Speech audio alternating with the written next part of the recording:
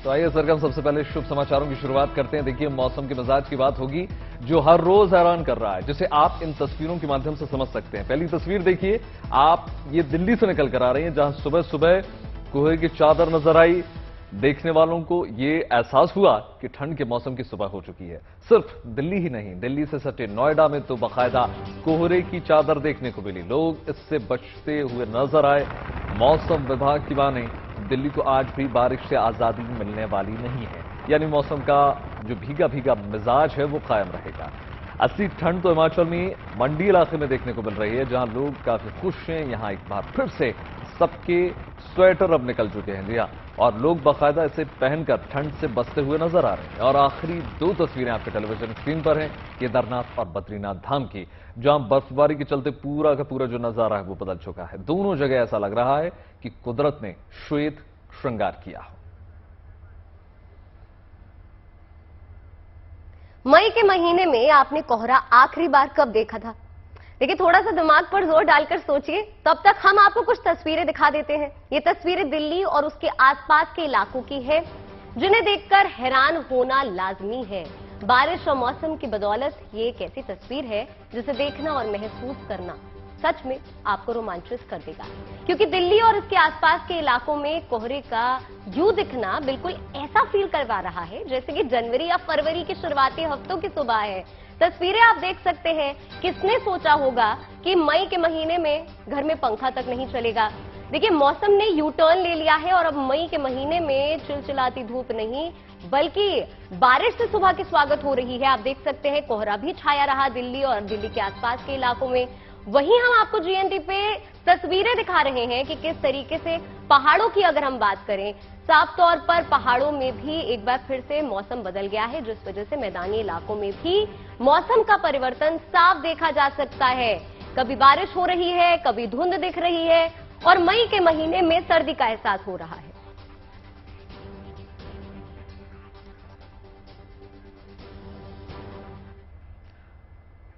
तो देखिए, राजधानी दिल्ली की तस्वीरें हम आपको लगातार दिखा रहे हैं कि किस तरह मौसम ने करवट बदल दी है। ये बिल्कुल नहीं लग रहा है कि गर्मी का कोई या ये महीना हो या कोई गर्मी की सुबह हो।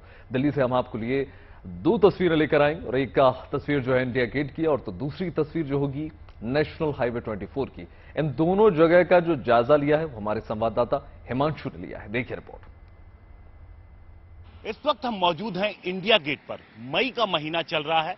आमतौर पर 4 मई को जो तापमान होता है वो 35 डिग्री के आसपास होता है, लेकिन मई के महीने में राजधानी दिल्ली में किस तरीके के मौसम है हम आपको इंडिया गेट पर दिखाने की कोशिश करते हैं। आप देखिए, सामने की तरफ फॉग नजर आ रहा है। आमतौर पर इस तरीके का मौसम दिसंबर और जनवरी के महीने में होता है, जब हम राजधानी दिल्ली में फॉग देखते हैं, लेकिन मई के महीने में फॉग दिख रहा है। इसकी वजह है वेस्टर्न डिस्टर्बेंस।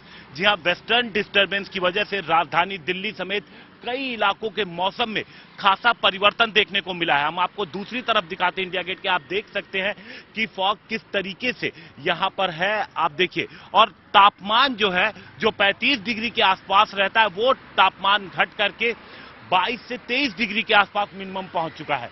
यानी कि ये जो पूरा असर है, जो मौसम में जो ये परिवर्तन है, ये पूरे वीकेंड तक यानी शनिवार तक देखने को मिल सकता है। वैभव, मई के महीने में जिस तरीके से मौसम ने अपना मिजाज बदला है, उसकी चर्चा हर किसी की जुबान पर है। महीना मई का है, लेकिन माहौल जनवरी वाला नजर आ रहा है। तो चलिए आपको बताते हैं क्या है मौसम की ये पहेली और कब तक मौसम ऐसे ही रंग दिखाने वाला है। तो देखिए, दरअसल बादल और बारिश की वजह से मई में अब तक तापमान में भारी गिरावट दर्ज की गई है।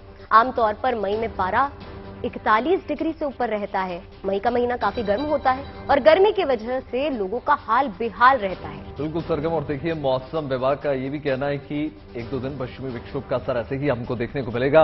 यही नहीं, आपको बता दें जिस तरह से बारिश हो रही है, मई में बारिश के पिछले सारे रिकॉर्ड्स टूटने के भी आसार नजर आ रहे हैं। बिल्कुल, मौसम विभाग के मुताबिक 8 मई तक दिल्ली में न्यूनतम पारा 21 डिग्री रह सकता है। यही नहीं, मौसम विभाग ने हिमाचल प्रदेश के लिए 6 मई तक बारिश का येलो अलर्ट भी जारी कर दिया है।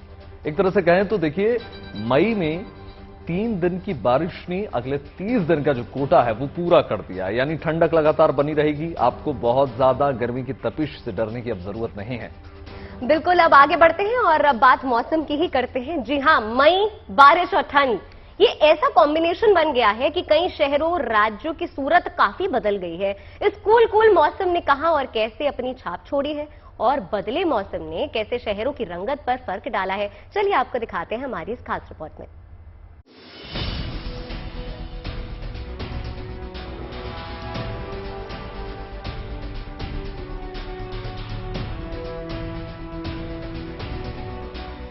इस साल मई के महीने में ये हो क्या रहा है? आसमान काले काले बादलों से भरा हुआ है। दिल्ली एनसीआर में तो पिछले 2-3 दिनों से हो रही बारिश बरसात की फील दे रही। यहाँ ठंडी हवाएं चल रही। बुधवार को भी बदरा खूब बरसे।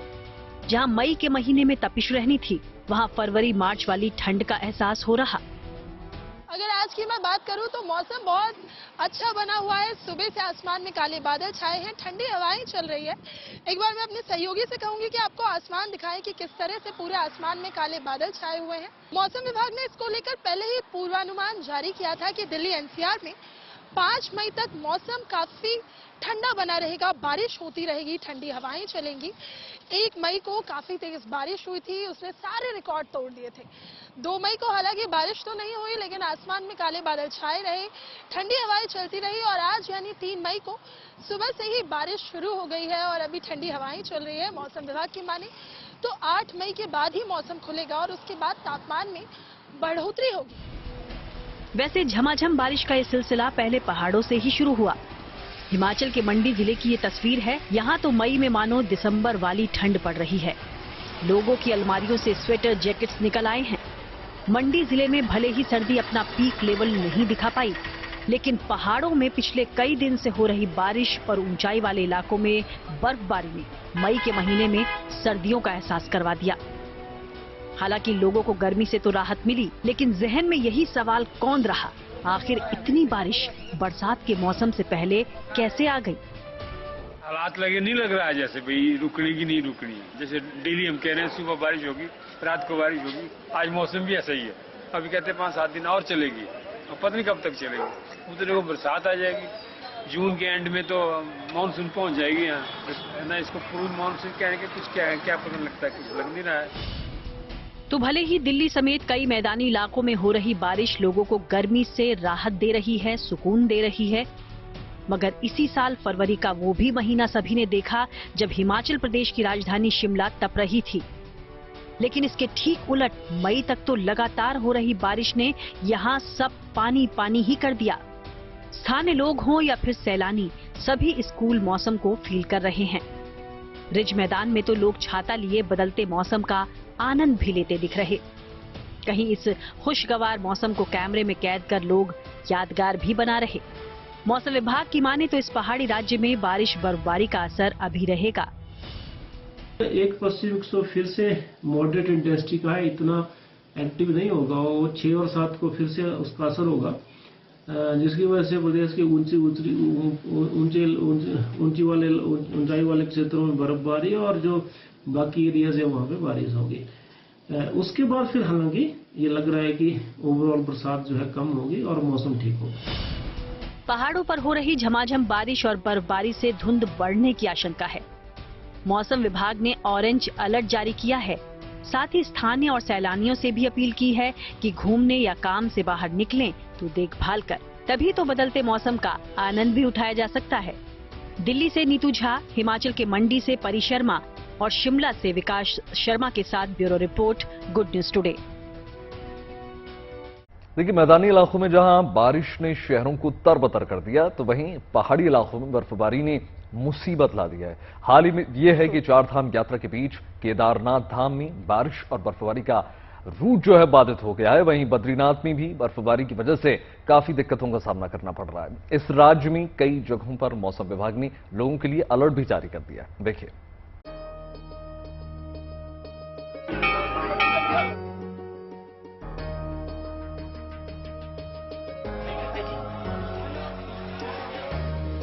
उत्तराखंड में इन दिनों बारिश मौसम को तो खुशगवार बना रही, लेकिन 4 धाम यात्रा के बीच झमाझम हो रही बरखा और बर्फबारी खासतौर से केदारनाथ और बद्रीनाथ यात्रा के लिए कठिनाइयों का सबब बनी है।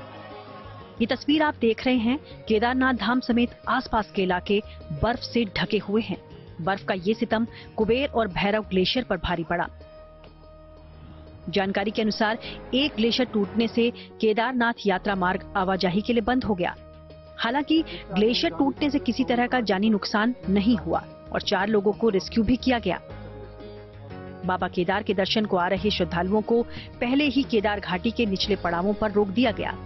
फिलहाल तो भारी बर्फबारी से बंद हुए रास्तों को खोलने की जिम्मेदारी डीडीआरएफ और एसडीआरएफ को दी गई है। वहीं पुलिस प्रशासन के अनुसार केदारनाथ धाम में श्रद्धालुओं के रुकने लायक मौसम नहीं है। प्रदेश के डीजीपी ने कहा कि अगर कोई श्रद्धालु ऋषिकेश या यात्रा मार्ग में कहीं भी रुका है तो अगली एडवाइजरी आने के बाद ही अपनी यात्रा को शुरू करें। वो आज सुबह प्रस्थान कर रहे हैं वापस, और यहाँ मौसम को देखते हुए ऐसी कंडीशन नहीं है कि यहाँ पे तीर्थयात्री रुक पाए। अब कल के लिए मैं देशवासियों से अनुरोध करूंगा कि कल के लिए भी हमारे एडवाइजरी का इंतजार करें, क्योंकि आज दिन भर भारी बर्फबारी होने की जो है ऑलरेडी उसकी भविष्यवाणी है। ऐसे में जो है कल के लिए भी यात्रा शुरू करने से पहले हमारे यहाँ की एडवाइजरी का इंतजार करें। वहीं भले ही चारधाम यात्रा के दौरान भगवान बद्री विशाल का भी दर श्रद्धालुओं की बाट जो रहा, मगर लगातार पड़ रही बर्फ के फाहों ने माहौल को जैसे बर्फीला बना दिया। चारधाम यात्रा पर निकले कई लोग यहां पहुंचे और भारी बर्फबारी के बीच भगवान बद्रीनाथ के दर्शन भी किए। रेनकोट पहनकर सड़कों पर घूम रहे लोग बर्फबारी का लुत्फ भी उठाते दिखे। वैसे यहां ज्यादातर यात्रियों ने तो पहली दफा बर्फबारी देखी, ऐसे में उनका रोमांच देखने लायक था। लेकिन प्रशासन ने ये हिदायत दी कि बर्फबारी के साथ ज्यादा एक्सपोजर पर ध्यान देना होगा। अभी यात्रियों से भी हमने मौसम विभाग के अनुमान को देखकर ही यात्रा प्लान करने की हमने सलाह दी है।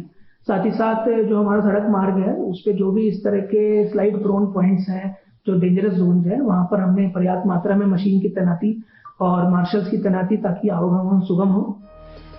फिलहाल तो इस बार करीब पूरे उत्तर भारत में मौसम अपना अजब गजब रूप दिखा रहा है। जहां मई के महीने में खासतौर से पहाड़ भी तपे रहते थे, वहीं इस बार उत्तराखंड में मैदानी और ऊंचे इलाकों में लगातार हो रही बारिश और बर्फबारी गर्मी के मौसम में ठंडक का एहसास दे रही।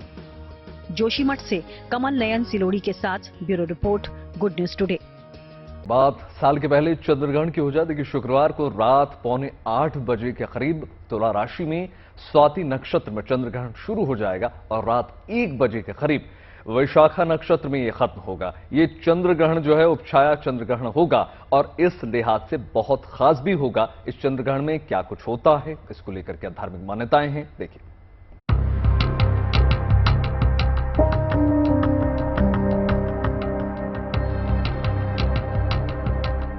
चंद्रग्रहण एक खगोलीय घटना जिसके जरिए सौर मंडल के बारे में और ज्यादा जानने का मौका मिलता है। जब पृथ्वी सूर्य और चंद्रमा के बीच से गुजरती है और अपनी छाया चंद्रमा पर डालती है तो इस घटना को चंद्रग्रहण कहते हैं। चंद्रग्रहण लगने के लिए 2 चीजें सबसे जरूरी है। पहला, उस दिन पूर्णिमा हो और दूसरा, सूर्य, पृथ्वी और चंद्रमा करीब करीब एक लाइन में हो। आसमानी घटनाओं के बारे में दिलचस्पी रखने वालों को एक बार फिर इसे देखने का मौका मिलने जा रहा है। इस बार चंद्रग्रहण वैशाख पूर्णिमा पर लगने जा रहा है, जिसे बुद्ध पूर्णिमा भी कहते हैं। 5 मई को साल 2023 का पहला चंद्रग्रहण लगने जा रहा है। ये उपछाया चंद्रग्रहण होगा। इस ग्रहण की कोई धार्मिक मान्यता नहीं है, इसीलिए इसका सूतक काल मान्य नहीं होगा, लेकिन इसे भारत में भी देखा जा सकेगा।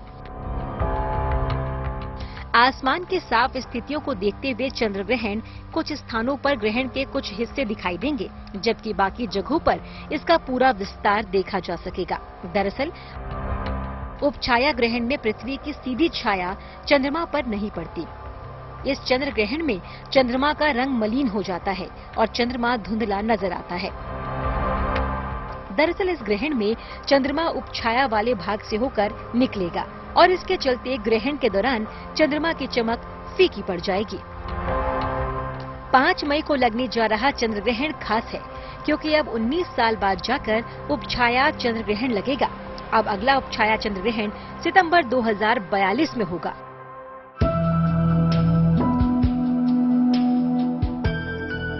धार्मिक और ज्योतिष शास्त्र के लिहाज से चंद्र ग्रहण को अहम माना जाता है, इसीलिए इसमें पूजा पाठ या शुभ काम वर्जित होते हैं, तो ग्रहण के दौरान मंत्र जाप जैसे काम करने के लिए भी कहे जाते हैं। Bureau report, good news today. कुछ चरणों में होने वाले निकाय चुनाव के पहले चरण की वोटिंग जो है लगातार जारी। आपको बता दें, राजधानी लखनऊ समेत कुल 9 मंडल के 37 जिलों में 10 नगर निगम के लिए ये वोट्स जो है लगातार डाले जा रहे हैं। इसके लिए 17 नगर निगम, नगर पालिका और नगर पंचायतों का चुनाव होने जा रहा। मुख्यमंत्री योगी आदित्यनाथ खुद सुबह लखनऊ के बूथ पर पहुंचकर अपना वोट कास्ट करने के लिए पहुंचे और जीत के प्रति उन्होंने आश्वस्तता अपनी दिखाई। सिर्फ मुख्यमंत्री योगी आदित्यनाथ ही नहीं, बल्कि पूर्व मुख्यमंत्री और बीएसपी प्रमुख मायावती भी इस दौरान अपना वोट डालने के लिए वहां पर पहुंची। दूसरे चरण की वोटिंग 11 मई को होने जा रही है और रिजल्ट जो है 13 मई को फाइनल डिक्लेरेशन हो जाएंगे। वोटिंग के लिए सुरक्षा के चाक चौबंद इंतजाम किए गए हैं। और अब जम्मू कश्मीर से जुड़ी नई पहचान की बात हो जाए। देखिए, यहां अंजी खड्ड ब्रिज देश का पहला ऐसा केबल रेल ब्रिज बन चुका है जो 96 केबल के जरिए खड़ा हुआ है। वैसे तो इस पूरे ब्रिज का जो पूरा काम है वो दिसंबर तक पूरा कर लिया जाएगा, लेकिन भारतीय रेलवे ने इसका केबल वाला हिस्सा जो है महज 11 महीने में तैयार कर लिया, जो कि एक रिकॉर्ड है।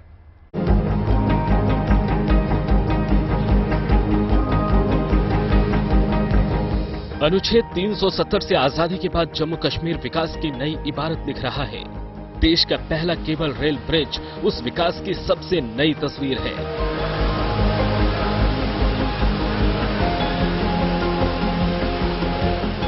हिमालय की विषम भौगोलिक परिस्थितियों और चुनौतियों को पीछे छोड़ केबल रेल ब्रिज आन बान शान से खड़ा है।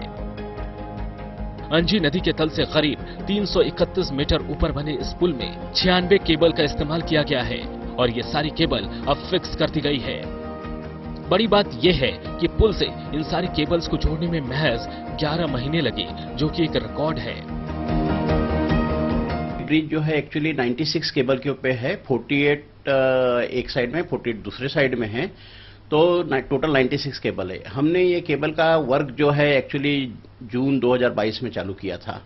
उसके बाद में हमने इसको जो है 26 अप्रैल 2023 में इस वर्क को हमने पूरी तरीके से कंप्लीट कर दिया। यानी हमारा टोटल वर्क जो है 11 महीने के अंदर हमने इनको कंप्लीट किया हुआ है। तो ये एक अपने आप में एक रिकॉर्ड है। इसमें आईफिल टावर से भी ऊंचे इस केबल रेल ब्रिज में इतनी केबल लगी है कि अगर सभी केबल को लंबाई में रखा जाए तो ये दिल्ली तक पहुंच जाएगी। ताकत, तकनीक और खूबसूरती में बेजोड़ ये पुल 213 किलोमीटर प्रति घंटे की हवा का सामना कर सकता है। इस पर 100 किलोमीटर प्रति घंटे की रफ्तार से ट्रेन दौड़ सकेगी। पुल की कुल लंबाई 725 मीटर है, जिसमें 473 मीटर का ब्रिज सिर्फ केबल के सहारे है, यानी केबल रेल ब्रिज 473 मीटर लंबा है। केबल पुल रियासी की तरफ से 183 मीटर लंबा और कटरा की तरफ 290 मीटर है। इसमें कुल 653 किलोमीटर लंबी केबल इस्तेमाल हुई है। केबल का कुल वजन 848 मैट्रिक टन है। इसमें केवल एक पिलर है जिसकी ऊंचाई 193 मीटर है। नदी के तल से इसके टावर तक की ऊंचाई 331 मीटर है। इस केबल रेलवे पुल को इस तकनीक से डिजाइन किया गया है कि तापमान का इस पर असर नहीं होगा। अत्यधिक गर्मी और सर्दी में ये अपना आकार नहीं बदलेगा। ये पुल इसलिए भी अहम है कि इसके बन जाने से कश्मीर घाटी को बाकी देश से जोड़ना अब बहुत आसान हो गया है। ये पुल जम्मू बारामूला लाइन के कटरा छोर पर सुरंग T2 और रियासी खंड पर सुरंग T3 को जोड़ता है। इस पर एक सिंगल लाइन रेलवे ट्रैक है। ये 326 किलोमीटर लंबी जम्मू बारामूला रेल लाइन का हिस्सा होगा, जो श्रीनगर से भी होकर गुजरेगी। यह प्रोजेक्ट उत्तर रेलवे की देखरेख में कोंकण रेलवे और हिंदुस्तान कंस्ट्रक्शन कंपनी मिलकर कर रही है। 2017 में इस प्रोजेक्ट की नींव रखी गई थी, लेकिन सही मायने में काम 2018 में शुरू हुआ। अंजी खड्ड ब्रिज का 86% काम पूरा हो चुका है। बताया जा रहा है कि इस साल दिसंबर तक ब्रिज पर ट्रैक का काम पूरा कर लिया जाएगा। ये एक्चुअली 2017 में प्रोजेक्ट हुआ था। एक साल थोड़ा सा टेक्निकल वर्क के लिए हमारा जो है थोड़ा सा लेट हो गया। एक्चुअल वर्क 2018 से चालू हुआ था। 2018 से लेके आज आप देख ही रहे 2023 के एंड तक हम इसको कंप्लीट कर देंगे। अंजी खड्ड रेल ब्रिज न सिर्फ जम्मू कश्मीर की आवाम के लिए बल्कि पूरे देश के लिए बड़ी सौगात है। इंतजार अब इस ब्रिज के जल्द से जल्द शुरू होने का है। Bureau report, good news today.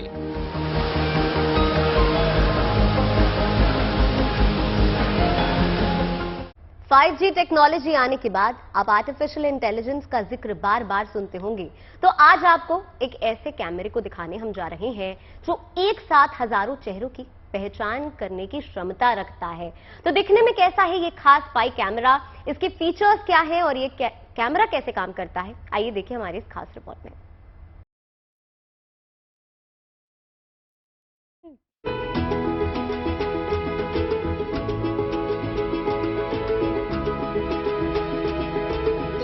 Torch आपको सामान्य टॉर्च लग रहा होगा। आपने अक्सर पुलिस वालों के हाथ में ऐसे टॉर्च देखे होंगे जब रात को कहीं गाड़ी की चेकिंग हो रही होती है, कहीं नाकाबंदी होती है, तो इस तरह के टॉर्च जो होते हैं पुलिस वालों के हाथ में होते हैं। लेकिन इसकी खासियत क्या है?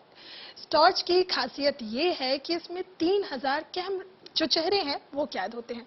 इसके अंदर एक कैमरा लगा हुआ है। जब भी कोई अपराधी इसकी जद में आता है तो ये जो टॉर्च है वो वाइब्रेट करता है और वो जो सीधा अलर्ट है कंट्रोल रूम तक पहुंच जाता है और उससे ये आइडेंटिफाई किया जा सकता है कि ये वही अपराधी है जिसको पुलिस तलाश रही है। अब अपराधियों को पहचानेगा कैमरा। अब तक आपने कई सीसीटीवी कैमरे, स्पाई कैमरे देखे होंगे, लेकिन टॉर्च जैसा दिखने वाला ये कैमरा कोई सामान्य कैमरा नहीं, बल्कि आर्टिफिशियल इंटेलिजेंस के तहत बनाया हुआ एक खास कैमरा है। स्पर्श नाम की एक कंपनी ने आर्टिफिशियल इंटेलिजेंस के तहत ये टॉर्च कैमरा डिजाइन किया।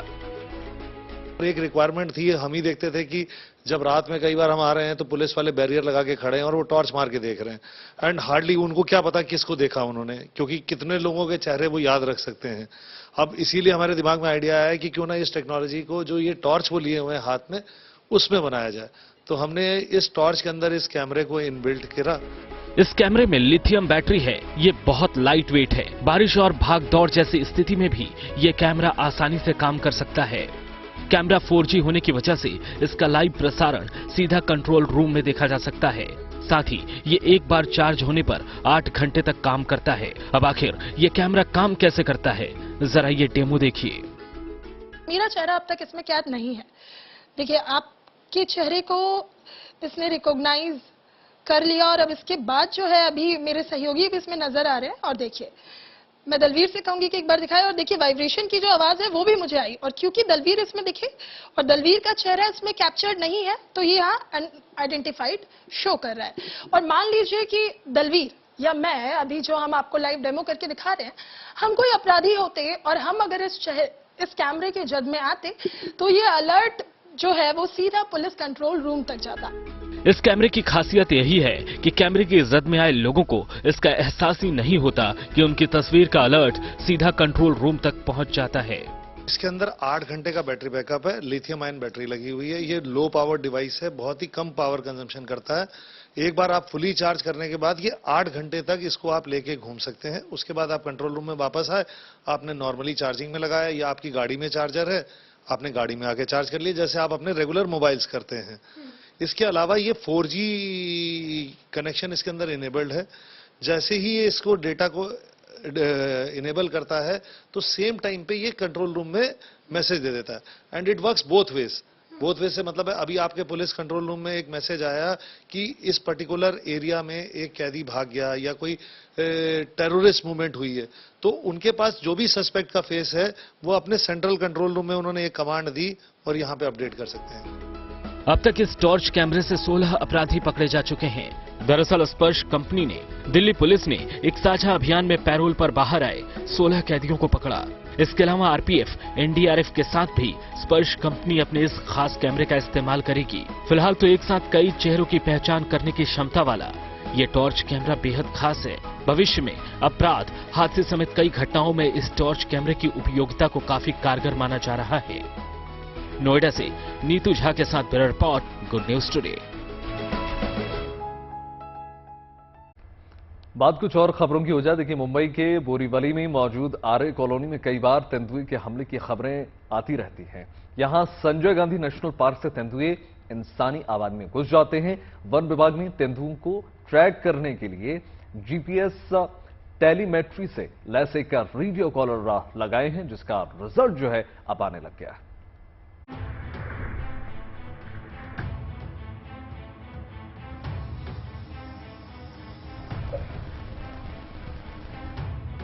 शहरी इलाकों में तेंदुओं का हमला कोई नई बात नहीं, लेकिन ऐसे हमलों को रोकने के लिए तेंदुओं को शहरी इलाकों में जाने से रोकना काफी नहीं।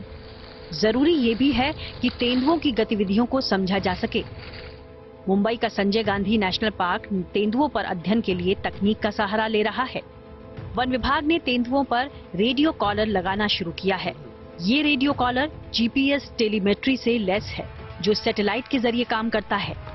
इस जीपीएस टेलीमेट्री के जरिए तेंदुओं की गतिविधियों पर नजर रखी जा रही है, उसकी गतिविधियों का अध्ययन किया जा रहा है।